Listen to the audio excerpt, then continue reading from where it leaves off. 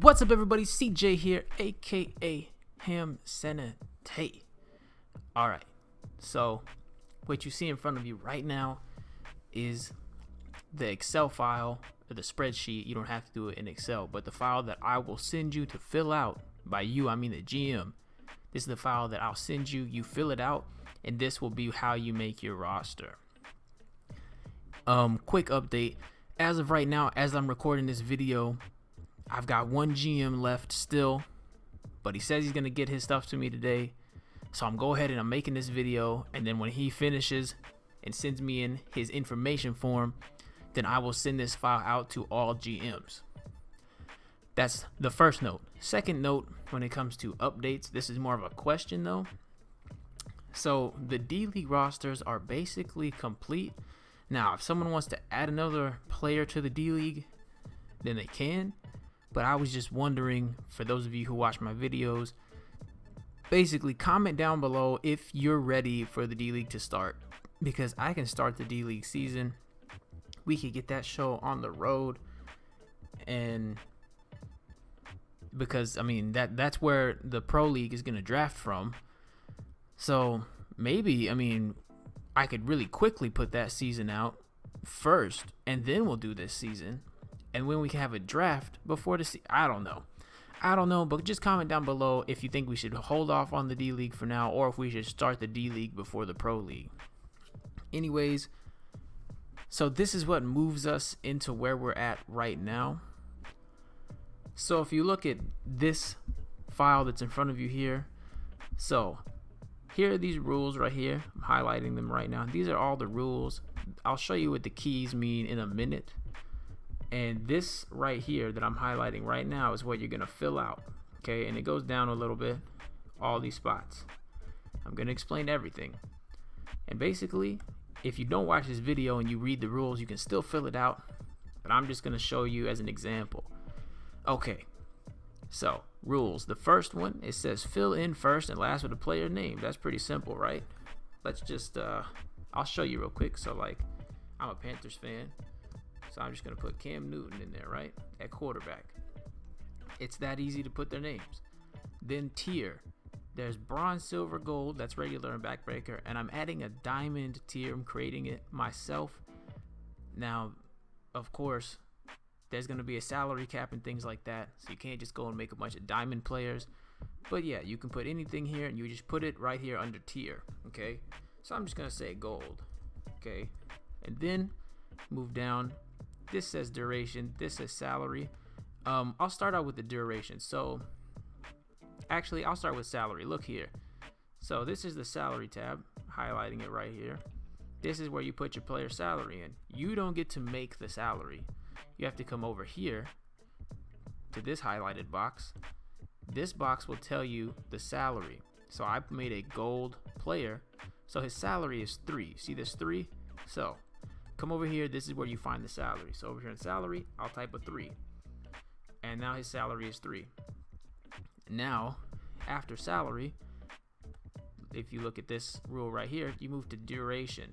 Okay, the maximum duration, if you look down here, is 7. Right in here.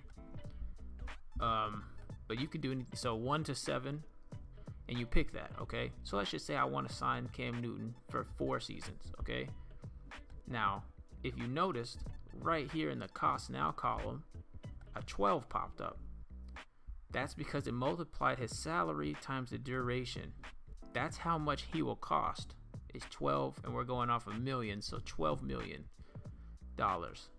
Okay, so now I'll explain a little bit more about that in a second.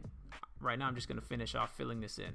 And so then the next part that you fill in, I didn't actually even put it in here, I don't think, in the rules, but jersey number. This is simple. I want Cam Newton to be number 1, just like real life. I just type a 1. We're done there. Play style. This is pretty important. The salaries, I mean, it's all important, but play style. So if I move over here, I look at play styles, right? This chart, table, whatever you want to call it, right here, right? He's a quarterback, so I have to pick one of these 4. Okay, I want him to be pure athlete, so I would come over here and I would just type in pure athlete. and that means he's going to end up being a pure athlete, very athletic quarterback. And if you want to know what certain things do, I mean, if you know football, you can probably guess what these play styles, what each one is. But if you have any questions, just comment down below or find a way to ask me. Anyway, I'll let you know what they are, what they're good at, and what they're bad at. Okay, so this row right here, this cost now column, you already saw that when you put in your salary and your duration, it pops up on its own. So please do not mess with this cost now column. There's that. So now these yellow lines, you see these yellow rows, right? So the yellow rows, they're not mandatory. You do not have to put a player in those rows. So in BackBreaker, now heads up, there will be injuries. They're going to be random. I'm not going to see a big hit in the play and say, oh, he got hit hard, he's injured. I'm going to randomly every week, your team's got a 50-50 chance of one player getting hurt, and it's just a random player. But I'll teach you more on that later. Just know that there are injuries, so you might need backups. But in BackBreaker, the fields that I put as yellow, those players never touch the field unless you manually sub them in. Okay, so just know that. You got 3 running backs, 1 quarterback, 1 of each offensive line. I'm not going to go through all of it, but you see. So the yellow rows are not mandatory, and that'll move us on. Oh, of course, I said they're not mandatory, but you can put them in.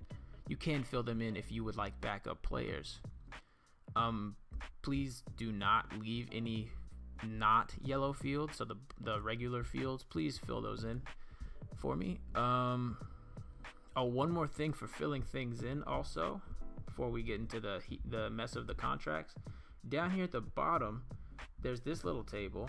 It's the kick returner table. So you have to pick a player from your roster from this table, from this giant table. You have to pick one player. I would pick someone who you would think would be fast, like a speed receiver or a lockdown corner, because those are faster players. Pick one of those and just type their name in here. So let's say I already made a speed receiver named Ted Ginn. I would just, that's not how you spell Ted. I would come down here and I would put Ted Ginn in here. So now he'd be my kick returner. That's where you put your kick returner. And let's see, what else is there?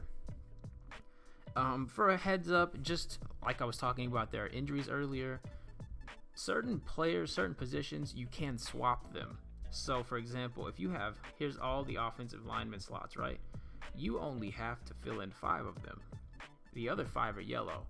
But if you fill in all the 5 main ones, and then let's say you put in a backup left guard, but then your center goes down, you can move that backup left guard to center and fill him in. So all of the offensive lineman positions are interchangeable. Here's the chart right here. Not a chart, but all the defensive ends and linebackers are interchangeable, and then cornerbacks and safeties are interchangeable. So just know that for injury purposes. Okay, basically, this is the contracts. So if you look at the salary and duration, those multiply together to give you cost now. But in the NFL or any professional football league, you don't pay a player's salary up front, you pay it over time. Well, that's not how our league is going to work. You're going to pay everyone's contract, here it is in big red bold letters, underlined. Contracts are paid in full up front, so you have to pay their full contract up front. So Cam Newton, going back up here, 4 years, $3 million each year. That's $12 million you have to pay him before the season starts, and then he's on your team for those 4 years. If you would like to cut him later, it's fine, you can cut him, but you already paid him all of his money, so you only really need to cut him if he's just really playing horrible. So yes, so the total upfront cost is represented. If you go to cost now, this whole column, you scroll all the way down to the very bottom, you'll see a number right here. This number right here is how much you've spent so far.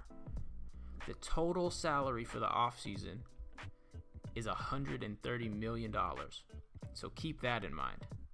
You cannot go over that before the season starts. And there's also, I even made a little over salary thing over here, little ticker. Basically, let's just pretend that I had some safety. Of course, you can't. There's no safeties that cost 15 million, and you can't sign anyone for 15 years. But let's just say, so you see that's 225. We're way over 130. You look over here, over salary. That ticker says yes. If you get rid of these, now we've only spent 12 million so far. We're under salary. No. Do not send this file back to me if the over salary ticker says yes. Don't worry about being frugal with your money. This right here, you will receive an extra $10 million when the regular season starts. This is for free agency. So if you're thinking, I don't want to spend a lot of money right now because I'm afraid people will get hurt and then I need to sign free agents, you need to spend that 130 million. You don't have to, but you need to spend. I would recommend spending all 130 million before the season starts.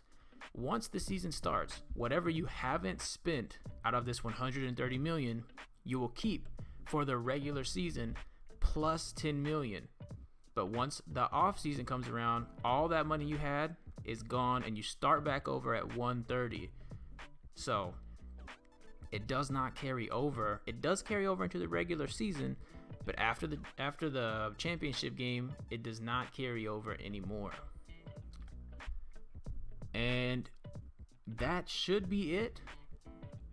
Like I said, I'm not going to send this out yet until I get that last information form in. And also, like I said before, please comment down below if you think we should start the D-League season soon. And by soon, I mean before the professional season. Also, upcoming video, I will have like a poll of some sort to determine the name of the league, because I've had a few suggestions. So that's it for this one. You already know what to do. Go ahead and demolish that like button.